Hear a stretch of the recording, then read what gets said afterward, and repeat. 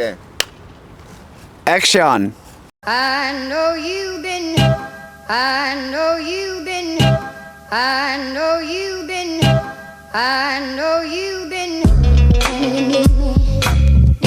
Can you meet me? Baby, baby. Yeah, but yes. Hello, good people. Hello, Stephen. Ahoy, how's it? Thank you for being here in my hometown, Bloemfontein, Cape Town. For those of you that might not know, this is Mr. Stevie Sawyer, 2018 Longboard World Champ, artisanal craftsman and shaper, musician, creative, and just a good human on this earth. I'm very stoked to be here sharing this morning with you. Shot, brother. Learning from you, learning together, and sharing that with others. That's a good message. So today, I've got a couple of questions for Stevie, and starting off, where did your surfing journey begin? So I started surfing around 9. Obviously my dad being a surfboard shaper, and it's kind of in the blood, but he never forced me, you know, so I kind of started surfing on my own terms. And my first wave was alright at the main beach, and I remember just kind of cruising on this face, and then I jumped off and did like this it felt like I did the Superman jump off the back, and I'm like, oh my word, I'm Superman. Yeah. So from that day I was just full on hooked, and yeah, it's been a journey, eh? The journey it is, and it's still going. And where is your surfing journey today? Oh my word, jeez, it's like kind of looking at it through a microscope now. It's like, you know, there's so much more involved than just surfing. It's my full-on lifestyle, you know. I mean, I work surfing. It's my hobby. It's my passion. It's my job. It's my life. It's literally my everything at the moment. And any up-and-coming comps, any up-and-coming events which you are aiming towards? This year is going to be crazy. So possibly Brazil twice, America twice, Australia, Sri Lanka, Mentawis. Just came back from Morocco, so it's going to be a jam-packed year of surfing, contests, filming, cruising, a whole good mix. And WSL still focused towards, or Vans, Duct Tape, Mexi Log Fest, more alternative events? What is your feeling on just that type of, I guess, split, even to put it out there on the table, that there is definitely a difference in the type of feeling of it, or the different events to come this year? For sure. Well, like the Duct Tapes versus WSL, you know, the Duct Tapes, they encourage you to burn your fellow teammates out there and kind of share the wave, and just, you know, it's not as serious. You get points for sharing waves, where in WSL you'll get your best score halved, or I think your second best score halved. So it's just a total different field, you know. One's more competitive driven, and the other one's more passion driven. Yeah. So I'm gonna give it my best. I've got an invite to Brazil for the One Duct Tape, so if I make the finals, I think I qualify for the next event. That's the general. And then WSL, we'll see. I missed it by one spot, so I'm gonna have to re-qualify this year. Regional qualifications, get back on the tour hopefully, and see if I can bang another title. Nice. That would be epic. Representing. Come here, boy. Ali, it's okay. And so, just out of interest's sake, how did your shaping journey begin? Your crafting, and just a little bit more about your craft and Sawyer surfboards. So my dad, obviously being a shaper, he started when he was 13. So he had a board. His dad bought him a board, and I think he wanted to shave the fin down, which he did. And then his dad came in and saw that he had altered the board that he had bought him, and he was like, "That's the last board I'm getting you." Chucked it in the dumpster, and my dad was left on his own from there. So he was like, alright, I'm going to buy a board, strip it, reshape it, and that was his first board. I think it cost him like 8 rand. And for my journey, I mean, just being involved with my pops in the shaping bay, and kind of honing in on the craft, you know, like making a board to come off the bottom backhand to try get vertical, then making a board with less rocket to try get distance and carry speed, and then bigger boards to help the flow and your style, and then, you know, just every step of the way there was a board for that step, you know, which made me super interested in what's actually going on under my feet.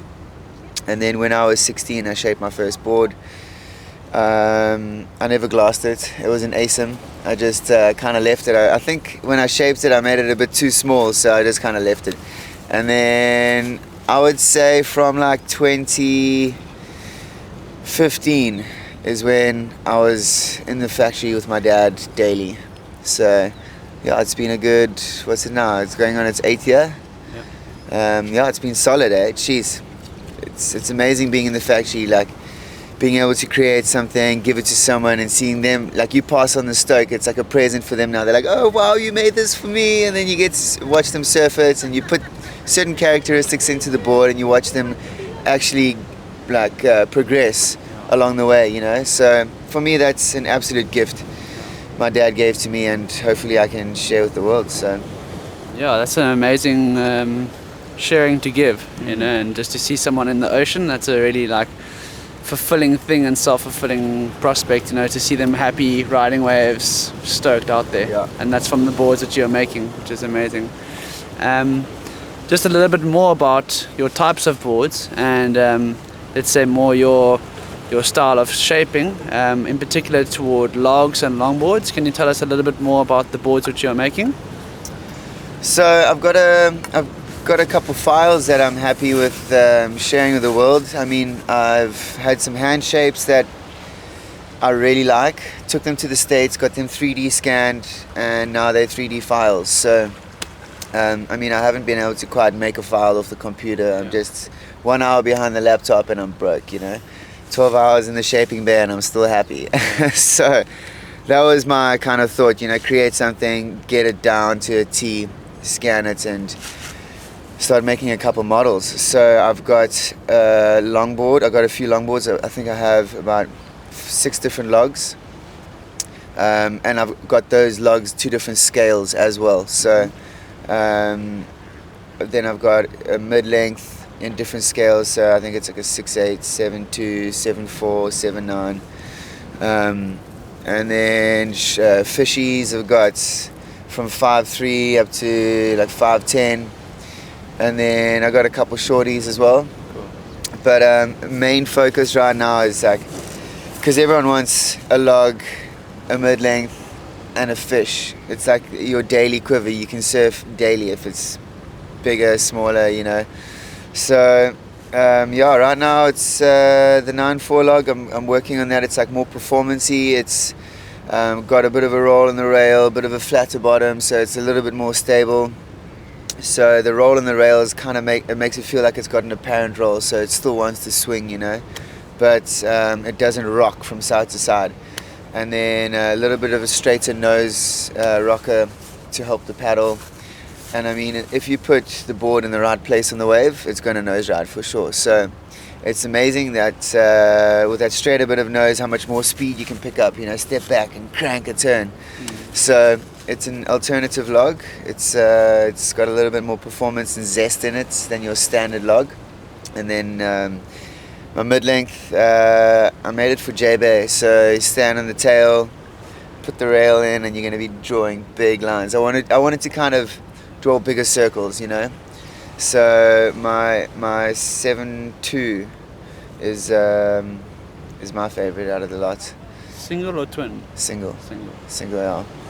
I hit this one section one day, and I thought I was gonna fall, or just I had too much speed, so I grabbed the rail and I'm like, let's just do a Hail Mary, and the thing flipped out like a tail whip. It was insane. So yeah, single fins, you can surprise yourself on what you can do with them, man. Sure.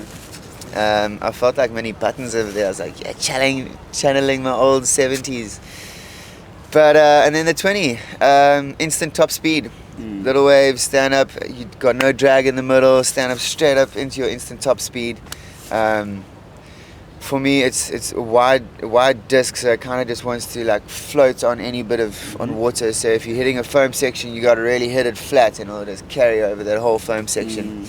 Obviously, with it being, I think it's 20.5 for a 5.3, it is like a little challenging in the beginning because the rails are so far away from each other. So to put this rail in, to put that rail in, you kind of got to figure out your position of your feet on the board.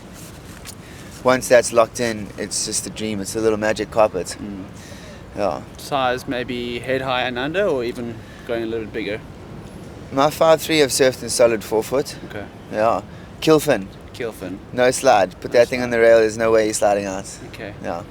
And just out of interest sake, some positives from 3D cutting to hand shaping. Your opinion on the different styles of approach to crafting boards? From doing both also. From being involved in doing 3D cutting and getting your board scanned to the T, to doing a whole process yourself, cutting out, planing and planing away. I prefer doing my hand shapes because I can get closer to what I want with what I've got. Whereas if you have a machine cut, you know, that's the board cut. There's nothing much you can tweak from there. Hence why I've had my hand shapes scanned, and then there's no adjusting. There's just that file, you know. I mean, machine shapes are amazing. You can just churn them out 20 minutes, you know. So you can shape as fast as the machine can cut, pretty much. Whereas hand shaping, you know, I use a profiler back home for my bottom rockers. Also, the blanks we get are so bad; they all bent and geez, no one can glue up a straight blank here. So I use a bottom profiler to get it flat and true, and then I'll cut my profile out, and then go from there. Add my bottom contours, top foil, and then rails, and done. Sick. Yeah. Stoked. Thanks for sharing the knowledge and the stoke with us. I'm learning lots every day, and I'm sure that that you will also. So if you want to see some Sawyer logs, come past Atlantic Surf and snip around Cape Town, and let's get surfing. Yeah, bo. Come check it out. Yeah.